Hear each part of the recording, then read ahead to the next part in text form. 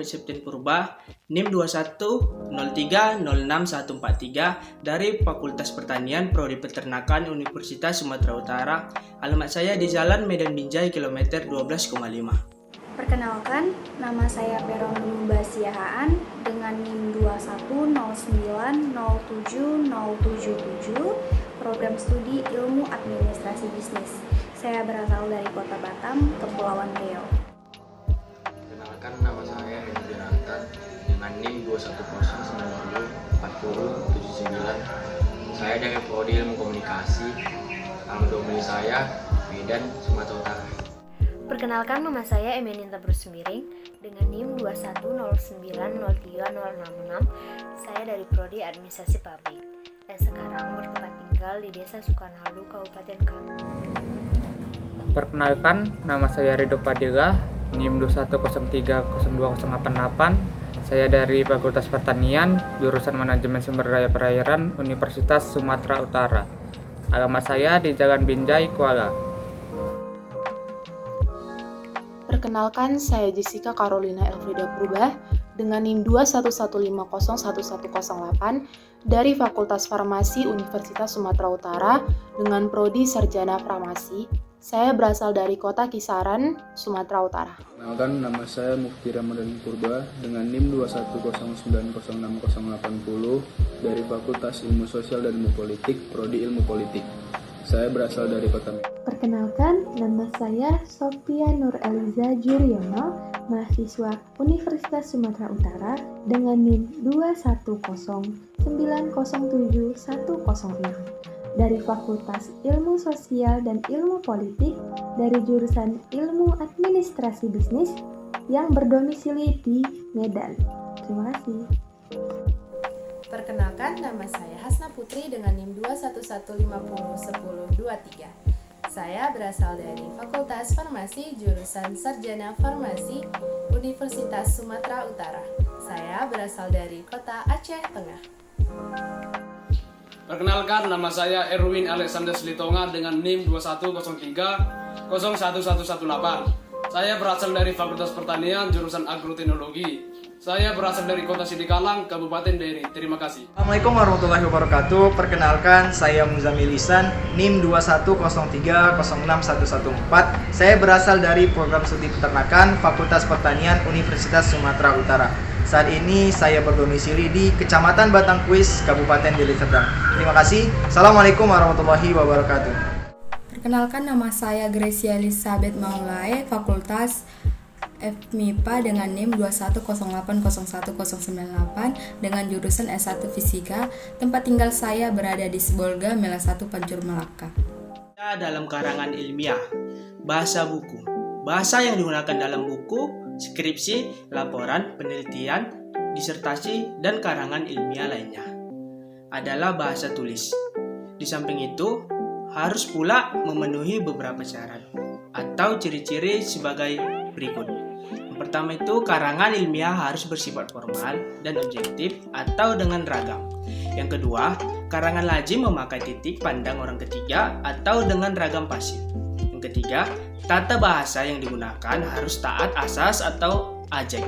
Yang keempat, karangan ilmiah berbeda dengan karangan susastera atau Bell's Letters yang banyak menggunakan ungkapan-ungkapan ekstrim berlebihan atau redundant dan penuh keharusan atau emosional. Yang kelima, dalam karangan ilmiah dihindari pemakaian kata-kata beku atau frozen, usang, kolot. 6. Bentuk karangan yang digunakan ialah bentuk pemaparan atau eksposisi, di samping adanya bentuk-bentuk seperti perbincangan atau argumentasi, paparan atau deskripsi, dan penceritaan atau narasi sebagai penunjang. Yang ketujuh, suatu gagasan atau ide gagasan menggunakan bahasa resmi bukan dengan bahasa harian atau kolokwial. 8. Bahasa karangan ilmiah lebih hidup dan berkomunikasi dengan pikiran daripada perasaan. Yang kesembilan, pemaparan atau ide harus lengkap, ringkas, dan jelas, serta tepat meyakinkan. 10. Kalimat dalam paragraf harus menunjukkan hubungan isi, tidak bertele-tele. Ke-11, karangan ilmiah bersifat gahari atau moderata dan bernas. Bahasa baku. Kata baku berasal dari bahasa Jawa yang artinya adalah pokok utama. Bahasa baku adalah bentuk bahasa utama, pokok, yang dimana bahasa tersebut memenuhi standarisasi ketepatan yang telah dibuat dan disepakati mengenai tanda baca, tata bahasa, ejaan, kosakata, dan istilah. Bahasa ilmiah atau bahasa akademik ialah bahasa yang digunakan untuk mengkaji ilmu, mengutarakan gagasan atau pikiran yang rumit secara lisan dan tulisan. Bahasa ilmiah itu memiliki ciri-ciri seperti jelas, teratur, bersistem, tepat, dan juga estetis. Kalimat efektif. Pengetahuan tentang kaidah-kaidah Indonesia yang baik dan benar sangat mutlak diperlukan baik dalam lisan maupun tulisan. Jadi, kalimat efektif harus memiliki ciri-ciri. Yang pertama, kesepadanan dan kesatuan. Yang kedua, kesejajaran atau paralel. Yang ketiga, penekanan terhadap inti pikiran. Yang keempat, kehematan pemakaian kata. Yang kelima, kevariasian struktur. Dan yang keenam, perwujudan berpikir logis. Terima kasih. Kesedepanan dan kesatuan.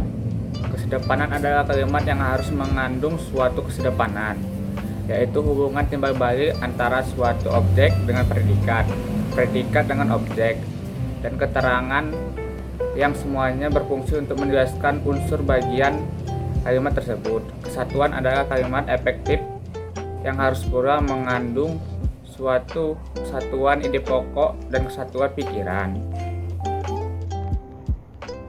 Ciri-ciri kalimat efektif selanjutnya adalah kesejajaran atau keparalelan.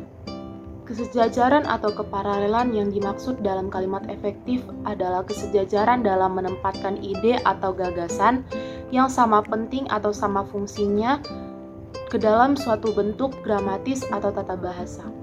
Selanjutnya adalah penekanan terhadap inti pikiran.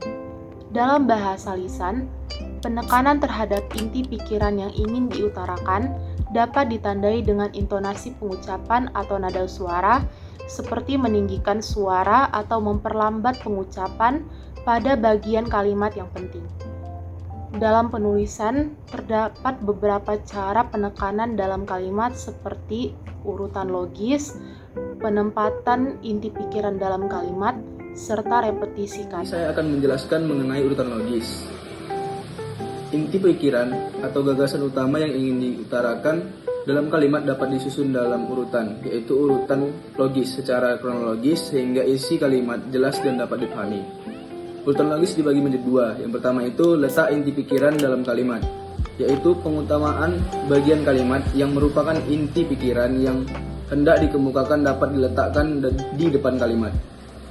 Yang kedua, repetisi kata, yaitu pengulangan kata atau repetisi kata dilakukan untuk memberikan penekanan atau penegasan pada bagian yang diutamakan dan inti pikiran dalam sebuah kalimat. Kehematan pemakaian kata adalah penggunaan kata secara ringkas dan tidak bertele-tele, namun tidak mengurangi makna dan menghilangkan informasinya. Ada beberapa cara yang dapat kita lakukan untuk menghemat pemakaian kata. Yang pertama, menghindari pengulangan subjek.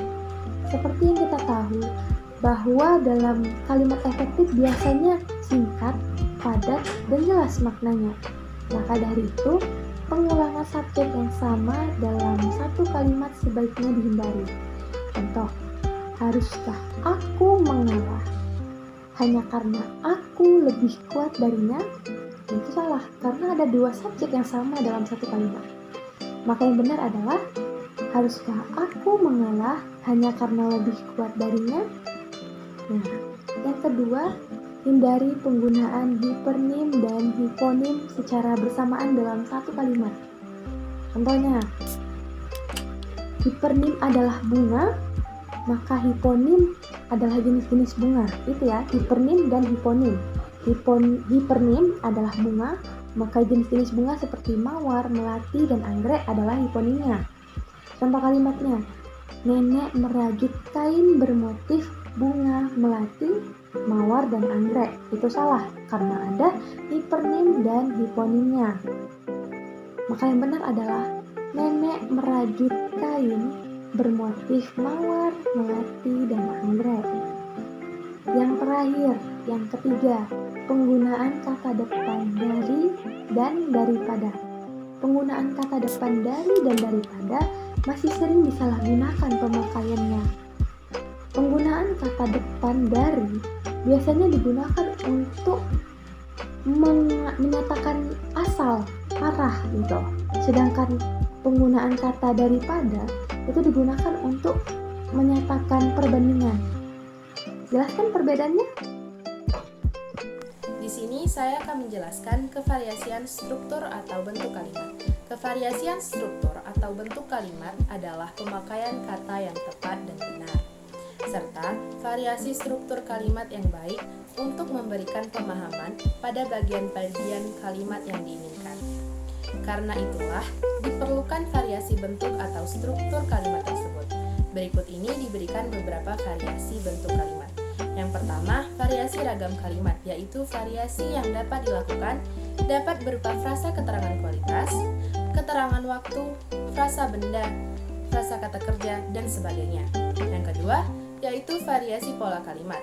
Variasi pola kalimat adalah variasi yang terdapat pada subjek, predikat, objek, dan keterangan yang diubah atau dipindah-pindah letaknya. Perwujudan berpikir logis. Sebagai pengguna bahasa dapat mengungkapkan pendapat atau pikirannya dengan teratur dalam kalimat meskipun ia tidak mempelajari secara khusus gramatika suatu bahasa.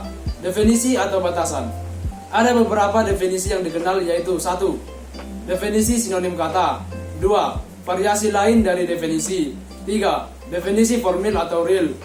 Generalisasi. Generalisasi adalah pernyataan yang menyatakan bahwa apa yang benar tentang beberapa hal yang semacam berlaku untuk hampir semua peristiwa atau hal yang sama. Dengan kata lain, generalisasi adalah proses yang mendasar dalam berpikir. Wacana. Wacana ialah rentetan kalimat yang berkaitan sehingga terbentuk makna yang serasi di antara kalimat. Kemudian kohesi dan koherensi. Kohesi mengacu kepada berpautan bentuk, sedangkan koherensi merujuk ke perpautan makna. Wacana yang baik pada umumnya memiliki kedua-duanya. Kalimat frasa atau kata digunakan itu harus berkaitan. Maksudnya adalah pengertian yang satu menjambung pengertian lainnya secara berturut-turut sehingga membentuk satu kesatuan yang padu. Meskipun kohesi dan koheren pada umumnya berpautan, tidak berarti bahwa kohesi harus ada agar wacana menjadi koheren. Deksis. Deksis adalah gejala semantis yang terdapat pada kata atau konstruksi yang hanya dapat ditafsirkan acuannya dengan memperhitungkan situasi pembincangan. Kata atau konstruksi itu bersifat deksis. Deksis tidak hanya merujuk ke waktu saja, melainkan ke hal lain seperti tempat, pesona, dan sebagainya.